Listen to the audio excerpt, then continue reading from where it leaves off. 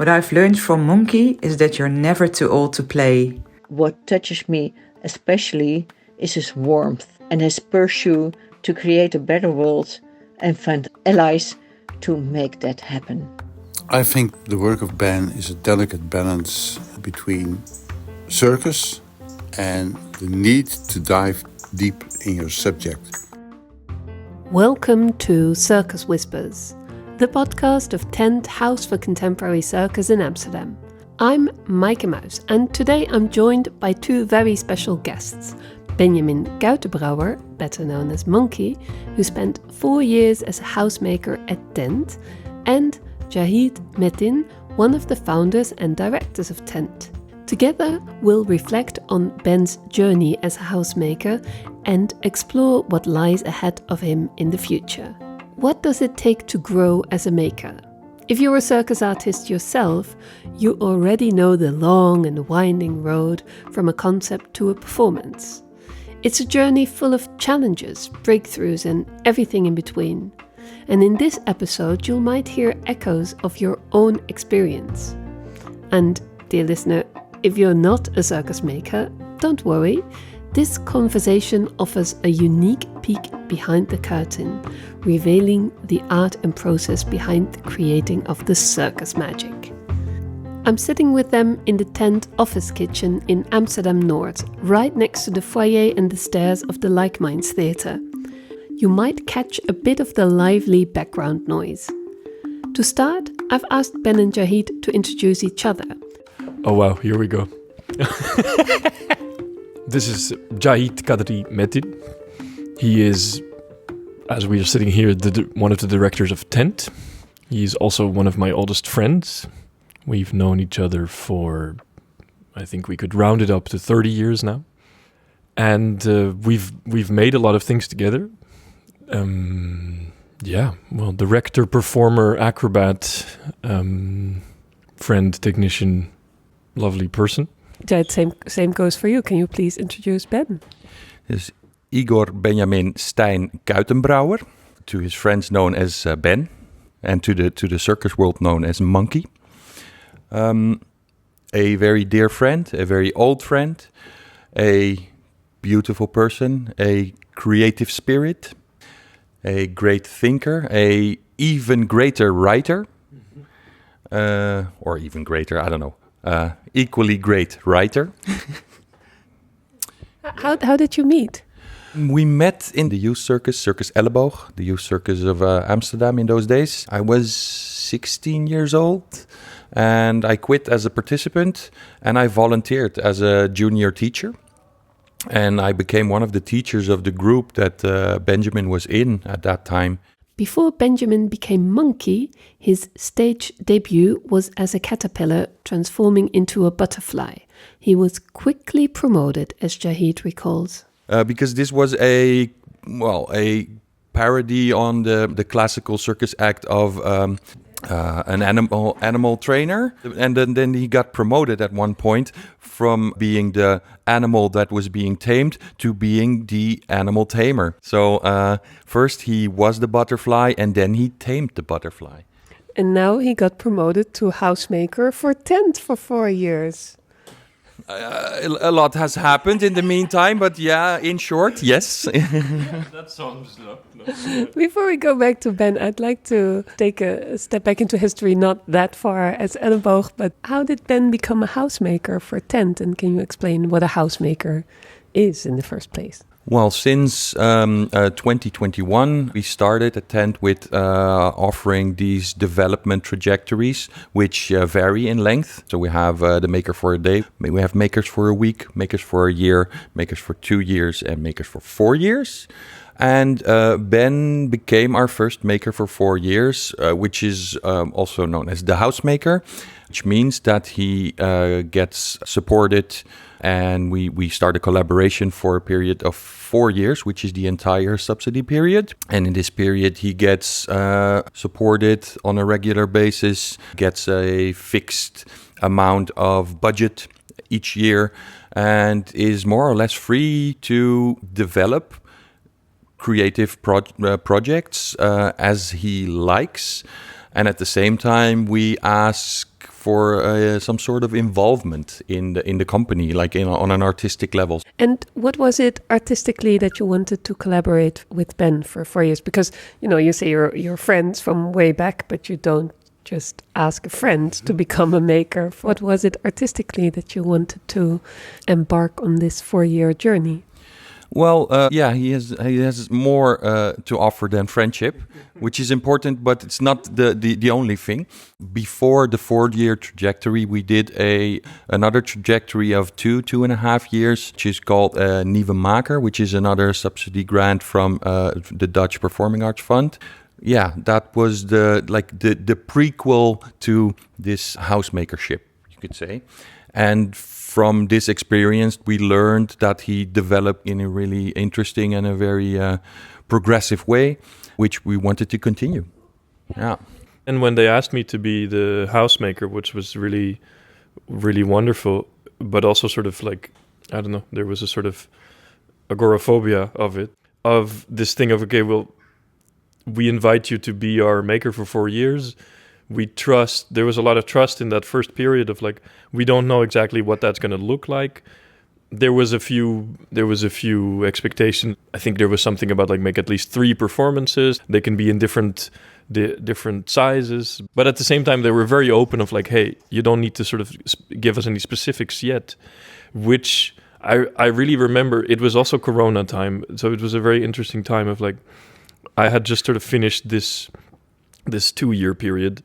And then we got into this, from this almost sort of like void-like period, I could look into a 4-year future, which I'd never done before. And what did you see on that horizon? You call it a void. Then I'm thinking of a cliff and like looking over the edge and seeing a void. But I also sort of see a sea of opportunities. Well, that's the biggest thing, I think, is that it took me a while to see something there. Like it took me a while to go from void or to go from getting like you get super stuck in this idea of like making a production and then we'll see again. But it sort of, after reflecting a bit, and there was a lot of time to reflect, luckily, in this time, it made me see that I wanted to, this thing that I now call the triptych on optimism sort of came from that idea or that period of, and it came with a sort of sense of responsibility of like, okay, then I want to use it properly somehow. And using it properly to me meant doing something that sort of tied the whole 4 years together. So I guess what I saw was, first of all, sort of responsibility, but then also opportunity. And it really allowed me to see or to look at my own makership in a different way of like, okay, so what is it that sort of what do I want the next 4 years to sort of, what do I want to talk about? What do I want to... So for the first time, I guess it sort of laid the groundwork of like looking at what is it I'm trying to do with, making performances or making in general, because I think that's another thing that happened these 4 years is that I started making I think my makership is now not bound necessarily anymore to circus. From a huge feeling of responsibility, Ben eventually saw a sea of opportunities. I've asked a couple of collaborators of Ben over the last couple of years to send a voice message for him. And during the interview, I played a couple of them.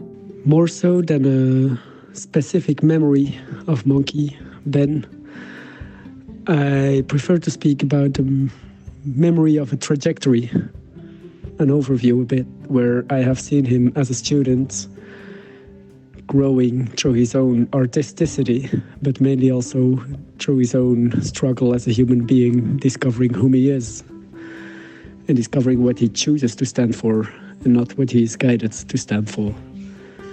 It's been really beautiful to see him coming together and figuring out what his values in this world are, and little by little trying to shape the world around him towards his values and to share the beauty that he has learned to embrace.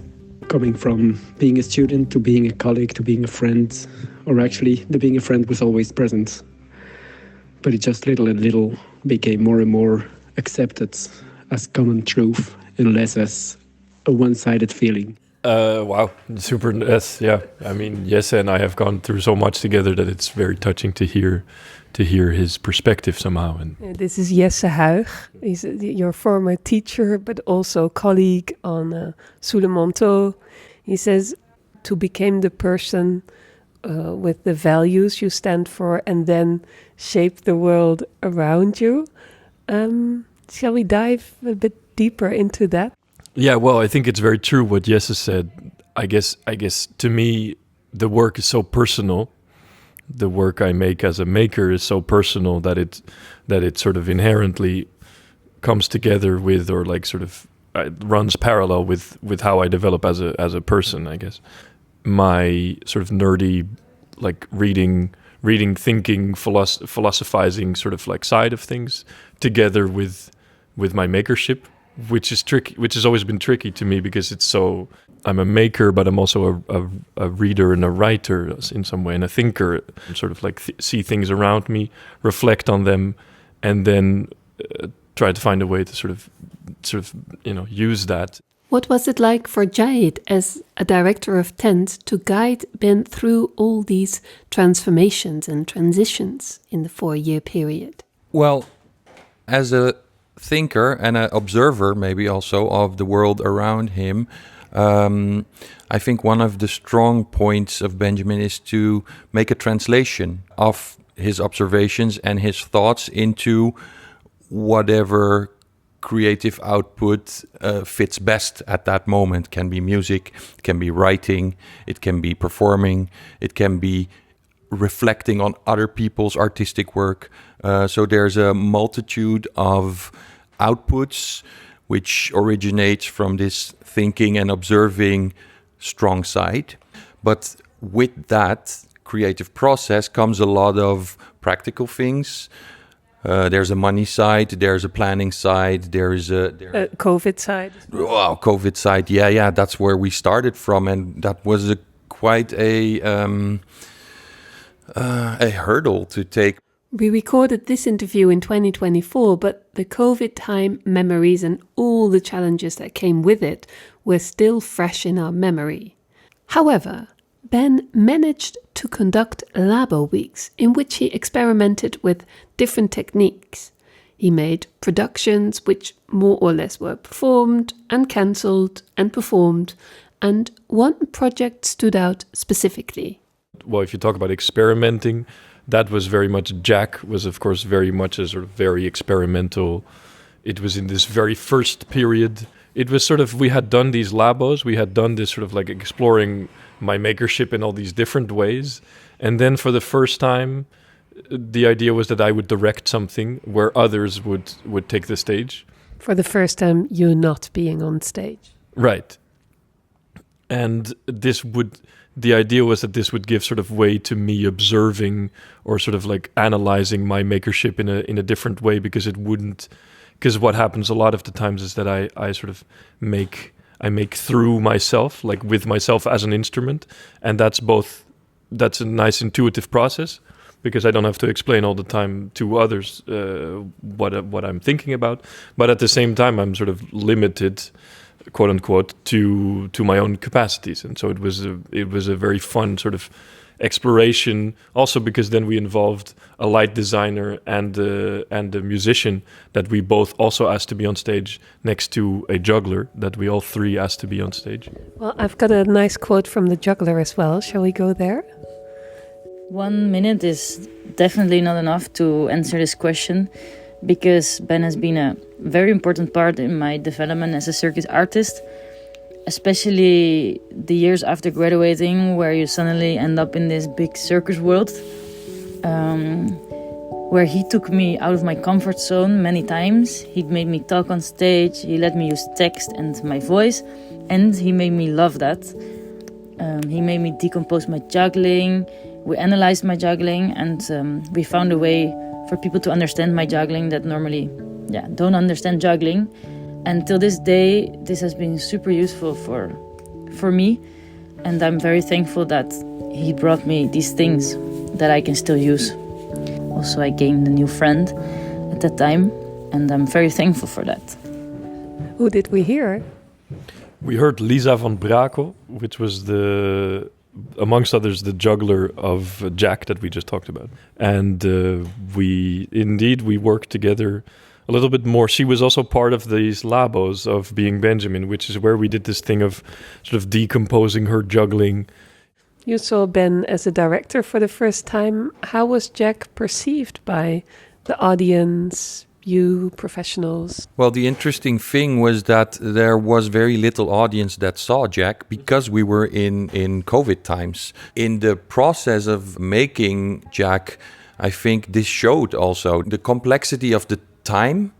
The zeitgeist was very much reflected also in the process, because everything in those times was a struggle. Traveling was, meeting up with people was, and we still tried to our best capacities. It got stopped. It rushed forward. It took sounds like the performance. Yeah, it sounds like a performance, but I think to an extreme. I mean, every creative process is to a certain extent rough and unpredictable, but in this case, it had something extra of a struggle, I think. Yeah, and that's funny that you say this zeitgeist that's reflected, and coming from these sort of kind of dark, grim years came the triptych on optimism. It was the first time you directed a piece. What did you take home from that? I like directing. It's much harder. Like it's to me, it's much harder than doing it myself, because I have to explain so much more, and I have there's something of the. We had some interesting evaluations recently of this process this year, so I'm sort of right in the middle of that. And one of the things I realized is that creation, I think everybody would agree that creation is sort of like, is always, you don't know what you're gonna make. If you know what you're gonna make at the outset, then you're not doing a good job. Lucio would say he would always say like it's a process, not a procedure. So like you don't know what you're not supposed to know what the outcome is, but you are supposed to have a sort of sense of direction, but also that's somehow intuitive. And it's this sort of mix between intuition. I don't know what I'm looking for, but I need to give my performers enough sense of certainty in some way, or at least a certain sense of direction, I guess.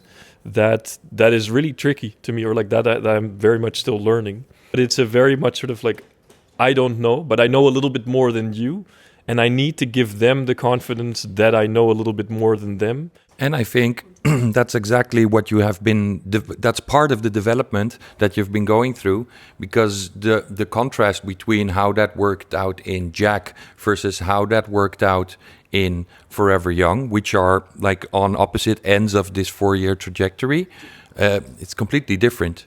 And it has matured in such a huge way. It's still moving into the great unknown, to put it dramatically. But as a captain of this ship sailing this wave, you're way more experienced than you used to be. This is something I got back also from another collaborator. Hey Benjamin, Niels here. Nice to speak some words to Benjamin. I really like the process of making the music together with Benjamin, and what I think is the word that resonates with me is the word trust. So in working with, of course, like dangerous heights, that is the opposite of what I like to be on the floor, is that you need trust. Trust yourself and trust the material and trust the people that you work with. And I guess that word also resonates in the collaboration, so that I feel trusted as a maker, as a sound designer, to make something, and that Benjamin is trusting that process. And that is also interesting in how he learns certain aspects of that process himself, so that he can implement these techniques in his new work. So by being a learning maker, that gives also a good feeling in the collaboration. So great vibes, good flow, great trust and a good day. A learning maker. You already said something about that you learn to trust your intuition, to give trust to the people you work with. So I think one of the things I would take with me into the future is this sort of this idea of having all these satellite people around me. Again, it's something that I sort of, I think, took a while to sort of also own up to, or to realize it was not just a weakness, because again, you can also, and I could frame it as needing a lot of different people. I sometimes look back at my performances and I wonder which of these ideas was actually mine. Aren't these all other people's ideas, or isn't this all other people's work that somehow just found its way together on stage, and I just get to own it somehow.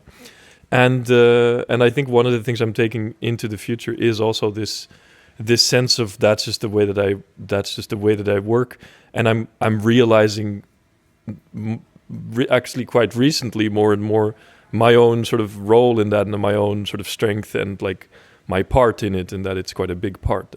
Over the years, Ben has, as he puts it himself, started to own up his way of working and developed his artistic vision and voice step by step.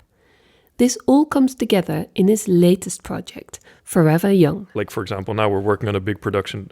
We'll be 4 on stage, including myself. So there's both a team of acrobats that I'm gathering, and I have these satellite people around, which are not just satellite, but like a director that will be Maaike de Groot again, and then Bas van Rijnshoever, who is there again.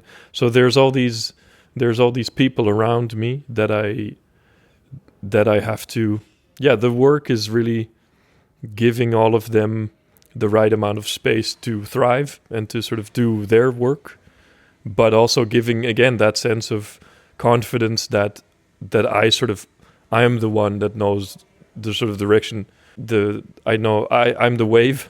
I guess I'm both the wave and the captain in some way, like that we're surfing. Yeah, you were talking about the frame, and that you want to get stronger in keeping the frame. This is something that one of your collaborators also referred to. Who might that be?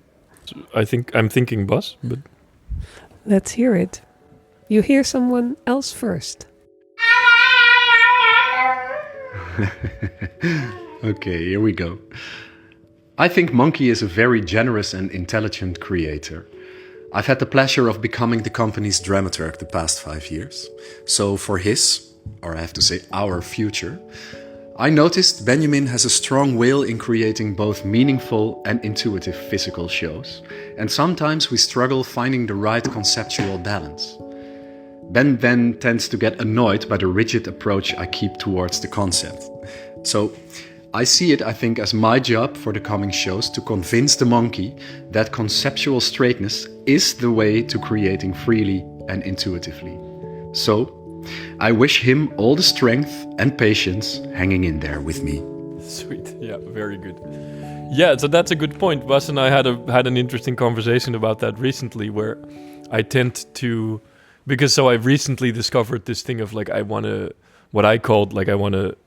give a bit more space to my intuition in the collaborations, to claim actually space for that intuition, because I think it's what happens sometimes is because I make there's so much theory and so much reading and talking and all of that it gets very sort of practical theoretical almost, and I have to keep connecting and sort of claiming space for this thing that it's also art, right? It's also like it's a creative process that is not just like in the end, that's what makes it different from that academic studies, is that it's about a feeling. It's about I observe and I see and I sort of like analyze, but I'm also just like I'm a human feeling being, and that's what we need to work with. We started this conversation with you sort of looking into a 4-year void.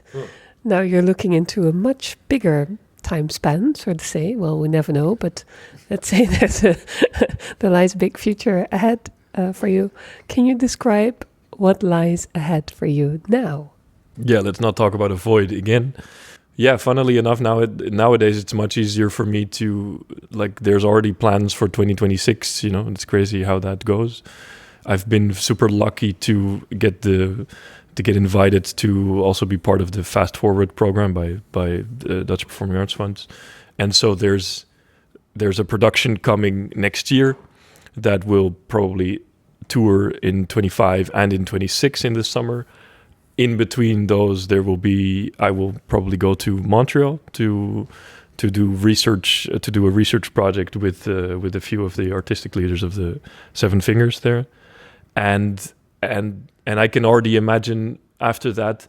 I'm very much looking forward to in a few years making another solo, like because next year we're going to be 4 on stage, and I'm somehow looking forward to juggling between these sort of like bigger team things and just going into the studio, going to Diepenheim and just chilling in the sort of like werkplaats for a week and just maybe Jai at your side.